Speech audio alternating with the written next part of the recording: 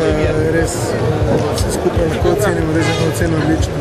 Padci ali kakšne hujše poškodbe so se zgodili danes? Ja, videli smo nekaj hujših padcev, poškodb, načeloma nič tragičnega, vse v mejah normale, bom rekel v mejah normale tega športa, tako da brez večjih posledic. Ja, včeraj seveda izjemen uspeh Tilena Franka, tudi danes je super razveselil z 40. mestom v kvalifikacijah, kasnejšega rezultata, zdaj ne vem na to, ampak že to, da v tem športu imamo Slovenci predstavnika pred 10.000 glavo množico, je prireditev seveda toliko popestrila.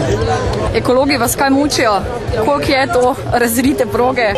Ne, proge smo popravili na utečenih peš poteh, tako da zdaj, ko se bodo zaprli, se v roku enega meseca proge povrnejo v normalno podrast, tako da vsi ostali objekti so grejeni na smučiščih, športnih objektih, tako da mislimo, da nismo preveč nagajali ta zeleni, vse si tudi sami tega ne želimo, tako kot poudarjamo, da je Pohorje gorsko-kolesarski center in mislim, da bi vsi skupaj mogli še marsikaj narediti za to, da bi to bilo postavljeno v pozitivni luči tudi naprej.